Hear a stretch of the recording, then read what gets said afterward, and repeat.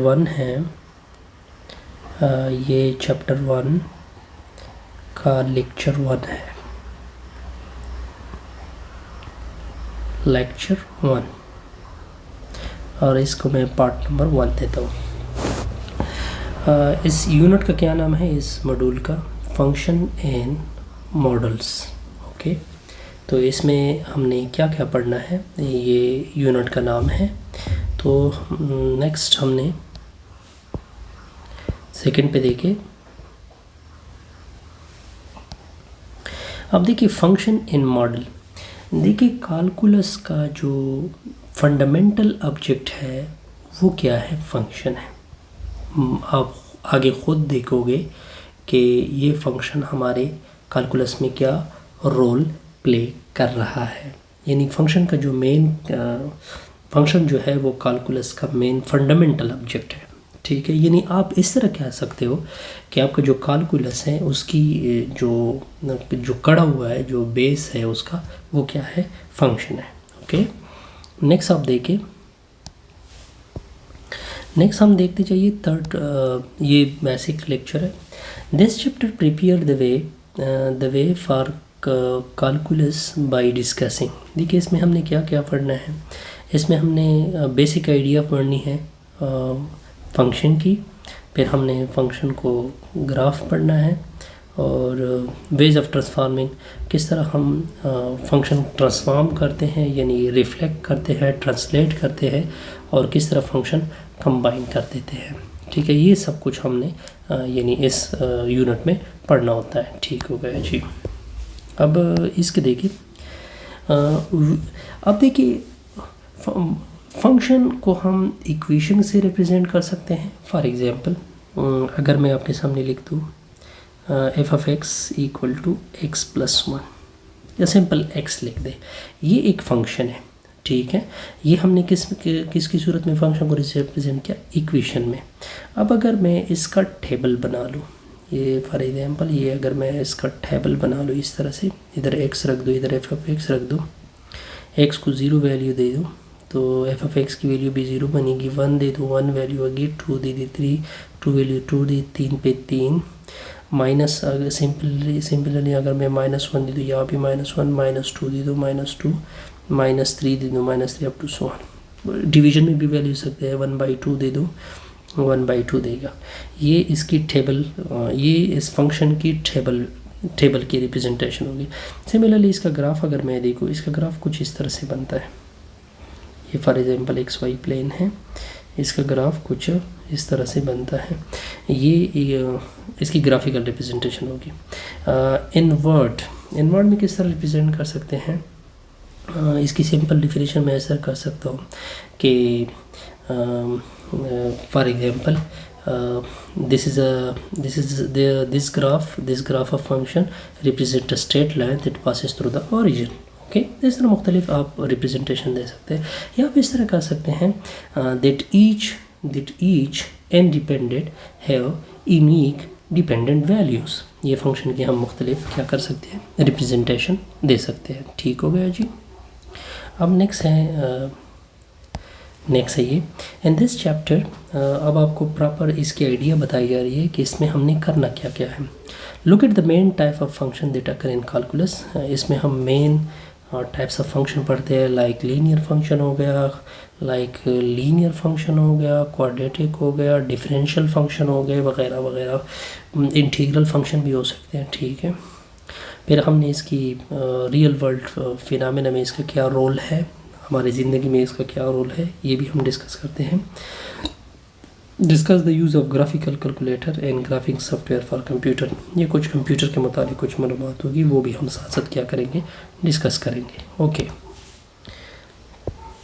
अब देखिए 4 ways to represent a function. देखिए हमने पीछे कौन से अगर आपको याद हो, एक इक्वेशन की फॉर्म थी, एक टेबल की फॉर्म थी फंक्शन की, एक ग्राफ की फॉर्म थी, इस तरह था ना, और एक वर्ड की फॉर्म में था। फॉर एग्जांपल एक फिनोमेना है जो कि एक फंक्शन को रिप्रेजेंट कर रहा है।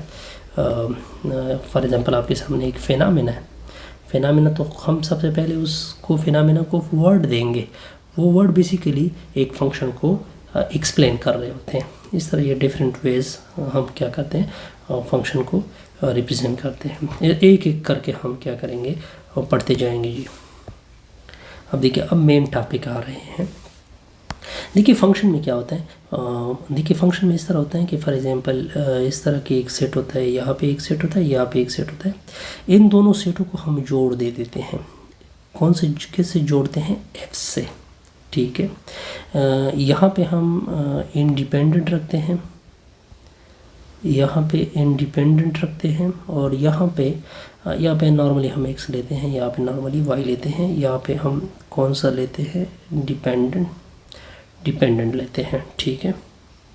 Okay, function arise when ever one quantity, function यानी फंक्शन का कंसेप्ट कब होता है कि एक क्वांटिटी जब दूसरी क्वांटिटी भी क्या हो रही है, यानी डिपेंड कर रही होती है। या मैं एक सिंपल एग्जांपल भी दे सकता हूँ।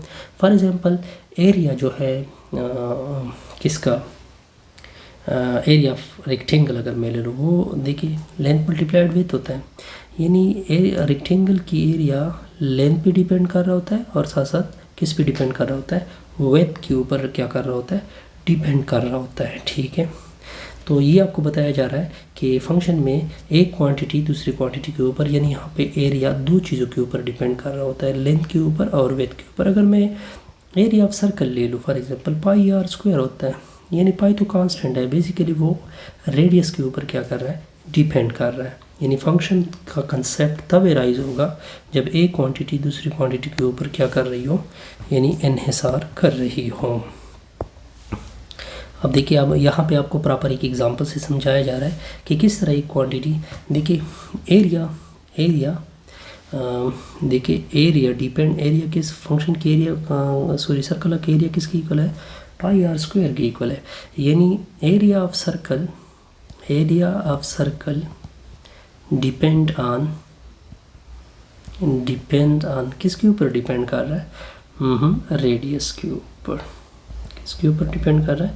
रेडियस के ऊपर। जितना आप रेडियस को, फॉर एग्जांपल ये सर्कल है, ठीक है, इसकी रेडियस फॉर एग्जांपल 1 है, सपोज दैट इसकी एरिया पाई है। अगर मैं 1 रेडियस की जगह पुट कर दूँ, अगर मैं जितना सर्कल बढ़ाता जाऊँगा, आप देखती जाएंगी कि इसके साथ एरिया भी क्या हो रही है? Area will also increase. Area भी क्या हो रही है?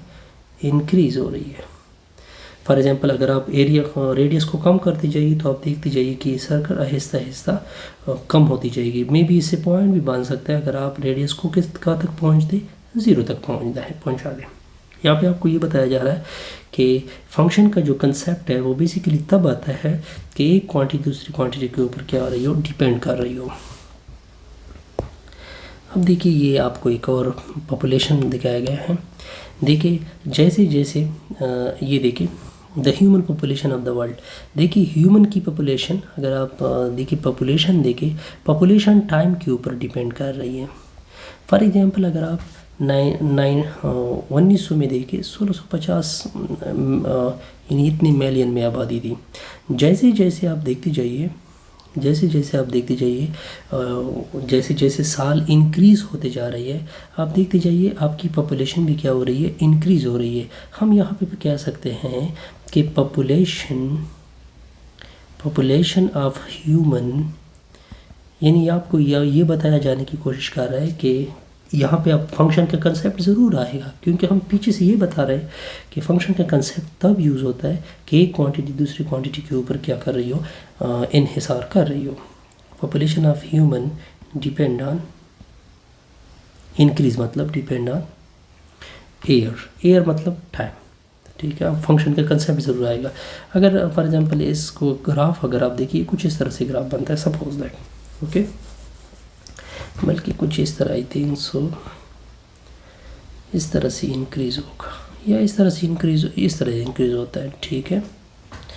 यानी यहाँ पे मैं सिर्फ आपको ये बताने की कोशिश कर रहा हूँ कि यहाँ पे फंक्शन, देखिए ये डेली लाइफ एग्जांपल है फंक्शन की, यहाँ पे फंक्शन का कंसेप्ट ज़रूर इस्तेमाल होगा, ठीक हो गया जी। अब नेक्स्ट स्लाइड पे देखिए, नेक्स्ट स्लाइड क्या है?